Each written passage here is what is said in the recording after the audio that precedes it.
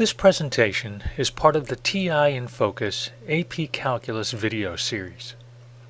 In this video, I'll discuss the scoring guidelines for the 2017 AP Calculus exam, free response question AB5.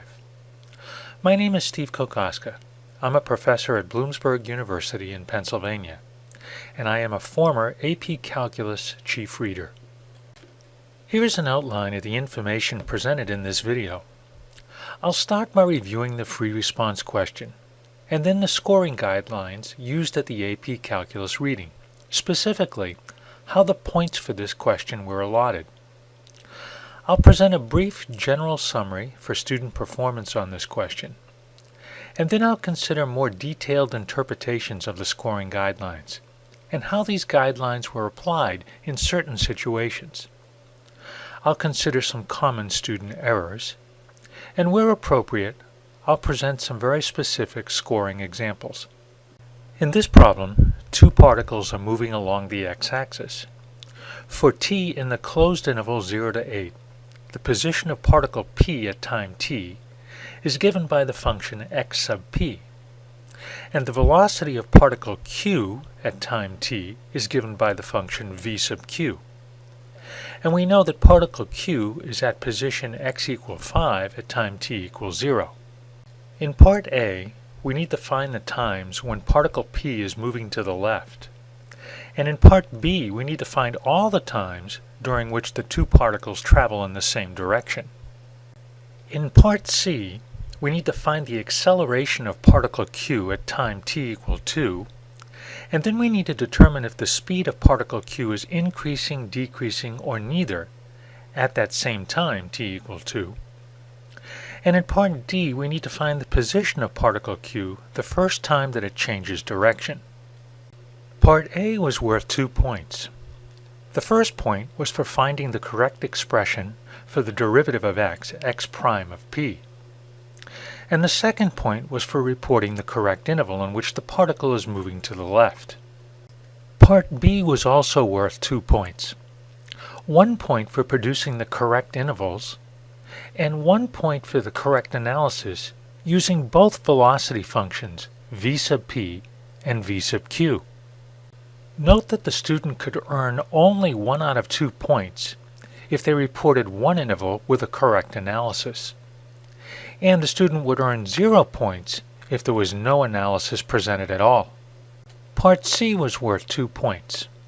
1 point for reporting the correct value of a sub q, the acceleration of particle q at time t equals 2, and 1 point for reporting that the speed is decreasing with a correct reason. And Part D was worth 3 points. 1 point for the correct antiderivative, 1 point for using the initial condition, and 1 point for the final answer. Here are some general comments about student performance on this question. It seems like the subscript notation used in the function notation confused some students. Unfortunately, it may have distracted them from being able to solve this problem. In addition, some students used incorrect or imprecise interval notation. Remember that notational fluency is important. It's part of the mathematical practices in the new curriculum framework. There are 3 important functions in this particle motion problem: position, velocity, and acceleration. And some students use the wrong function in their solution and/or their analysis. Many students were successful in Part A. However, some had trouble finding the derivative of a composite function involving the natural log. In Part B, instead of analyzing the movement of the two particles using velocity, some students tried to algebraically find the time when the two particles had the same position or the same velocity. Other students simply wrote a general rule indicating that the velocities had to have the same sign, but they didn't understand how to apply that rule to this problem. Some students successfully analyzed the movement of each particle individually, but had trouble integrating the movement of the two particles and often missed that overlapping or the overlapping intervals. Some students also had difficulty communicating their analysis effectively, from correctly labeled sign charts or labeled graphs.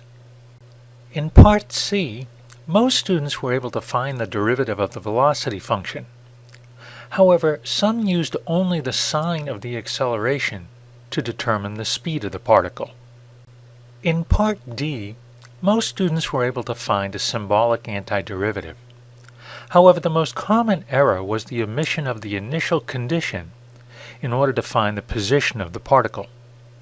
Part A was worth 2 points, and here are some examples of derivatives that would earn the first point. The first example is presented in a form that's given in the scoring guidelines. The numerator is not factored, and it doesn't have to be in order to earn the first point.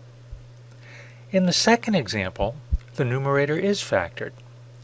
Remember that if the derivative is presented correctly, without the numerator factored, and the student goes on to make a factoring error, they would not earn the point.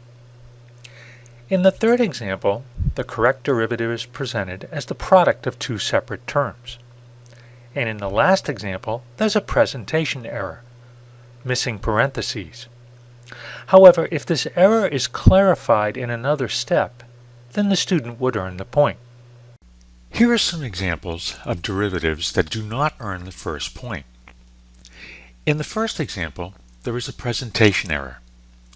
In this expression, the quotient is multiplied by only 2t. There is a missing set of parentheses. Therefore, this does not earn the first point. In the second example, the expression on the right is correct, but it's set equal to an indefinite integral. And any other incorrect derivative does not earn the first point. In Part A, the second point was for presenting the correct interval on which particle P was moving to the left, and there was an eligibility criteria. The student had to have the correct derivative for x prime of P, or a presentation error.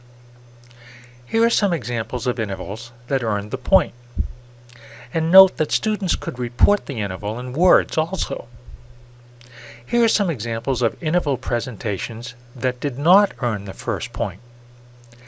And if the student used the velocity function associated with particle q, they earned 0 points in this part. And bald correct answers, that is just a correct interval without any supporting work, also earned 0 points. In Part B, the first point was for presenting the correct intervals. And the intervals here may include or exclude the endpoints. However, the student could not present an infinite interval.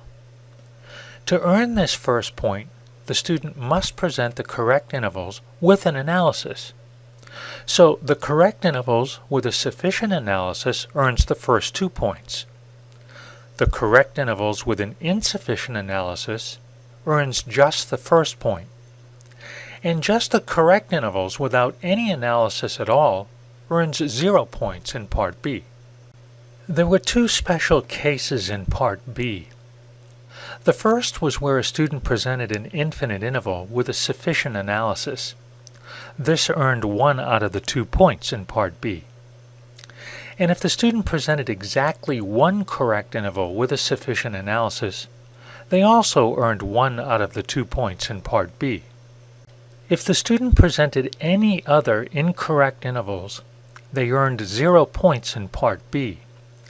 And one of the most common errors was to present one of those intervals with 0 as the left-hand endpoint. The second point in Part B was for the correct analysis using the 2 velocity functions.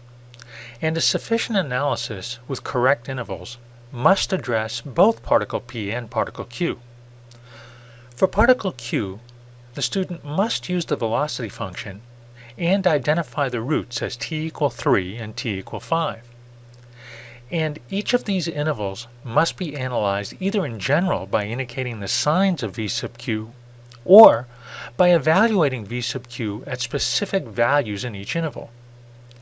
And for particle P, the student must use the interval 0 to 1 from Part A, or they must provide a similar interval analysis as indicated for particle Q. The first point in Part C was for the correct value of a sub q of 2. Now, the work presented must be correct. In other words, the student cannot arrive at a correct value using incorrect work. And here are some examples of work that would earn the first point. Some of these are pretty minimal, but convey just enough to earn the first point. The second point in Part C was for reporting that the speed is decreasing with an appropriate reason. The student must consider the signs of both the acceleration and the velocity, and there is an eligibility criteria here. The student must report a correct value for the acceleration as -4, or they must declare a value, a constant k for example, or they must declare a sign for a sub q of 2. The student must present a consistent statement about the speed using both the sign of a sub q of 2 and the positive velocity at t equal 2. Note that the student doesn't have to present v sub q of 2 is equal to 3, but if they do present a value for v sub q of 2, it must be correct. In Part D, the first point is for the correct antiderivative, and it's okay for the student to use the variable x rather than the variable t. The second point in Part D is for using the correct initial condition, and here are two examples in which the student would earn this point. Note that the student would not earn the point for adding a constant k out in front of that definite integral that's different from 5. The last point in Part D was for the final answer, and there was an eligibility criteria here. The student must have earned the initial condition point. Now, once again, linkage errors cannot earn this point, and these are errors in which unequal expressions are connected with an equal sign, or there's a connection of just a sequence of ideas, or simply a train of thought connected with an equal sign. And this type of error does not earn this point. There were three common approaches to earning all 3 points in this part: a definite integral approach, an indefinite integral approach, and the position function approach. At the AP Calculus reading, an actual briefing for the scoring of a free response question usually takes approximately 75 minutes. And there's also time allotted in the reading rooms for discussion before the actual scoring begins. However, I hope this summary video gives you a good idea of how this question was scored. And just a reminder, there are lots of valuable resources on the TI website. There's material there involving technology and calculus, lots of classroom activities, and calculator tips and tricks for test success.